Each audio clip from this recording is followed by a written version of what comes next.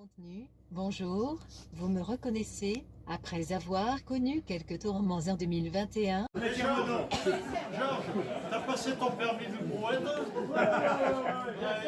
on va le faire voir. Hein. Nous, quand on aura bien le temps,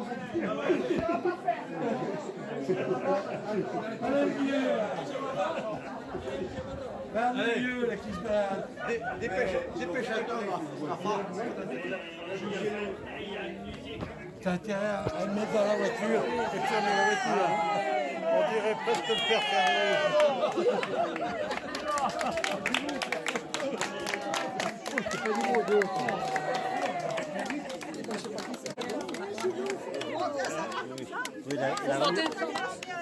Ce soir, ça va comme ça.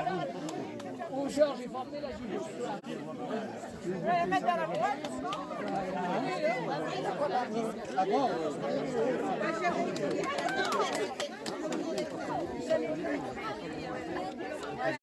J'ai été très bien adoptée, je me plais ici. Comme vous, j'ai passé un été chaud et sec. Quoi de neuf durant cette année écoulée? Reprise de notre randonnée campagnarde annuelle avec 892 participants. Ensuite, inauguration, malgré la neige du GRP Terre de Tisseur imaginé par Georges.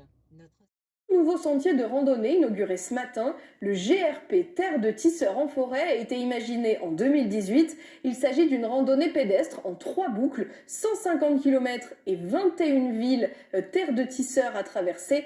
Avec ses chaussures de marche et quelques compagnons de rando, Céline Ercia l'a testé pour vous.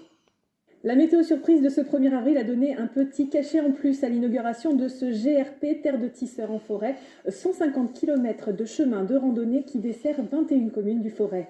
Et pour faire tous ces kilomètres, il faut bien être équipé. Chaussures de marche et bâtons sont de rigueur. Et aujourd'hui, il faut aussi être bien habillé. Et pour les amoureux du textile, cela tombe bien. La marche va permettre de découvrir le patrimoine du tissage sur Forêt-Est.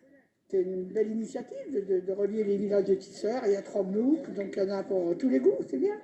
2 jours, 3 jours, 4 jours, comme on veut, c'est super. Parce qu'il y a des sites, il y a le musée de Bussière, il y a le musée de la Cravate, il y a plein de villages où il y a des petits artisans tisseurs, donc c'est bien. Il aura fallu quelques années et un budget de 50 000 € pour que le projet aboutisse. Mais ce matin, les randonneurs ont pu tester ce nouveau terrain de jeu. Certains ici le connaissent bien puisqu'ils ont posé eux-mêmes les balises jaunes et rouges.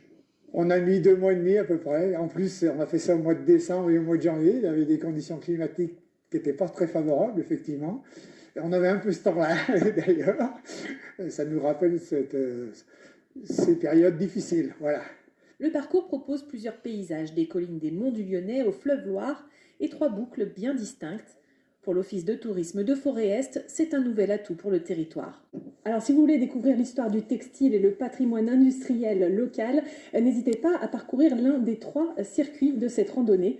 Retrouvez ces 3 boucles sur le site randoforest.com. Contenu. Notre séjour à Sainte-Maxime-en-Mai et la bien triste disparition de Robert. Nos rendez-vous quotidiens du lundi. Et, lorsque nous randonnons, respectons notre environnement. Soyons discrets. Préservons nos sites, restons sur les sentiers, respectons les espaces protégés, récupérons nos déchets, privilégions covoiturage et transport en commun, ne faisons pas de feu, refermons clôtures et barrières, gardons les chiens en laisse, nettoyons nos semelles, laissons pousser les fleurs.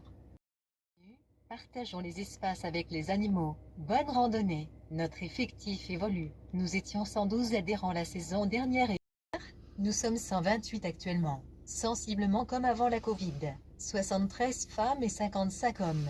Moyenne d'âge 70,8 ans. Et je vous invite à regarder plusieurs petites vidéos pour mieux connaître notre groupe de randonnée.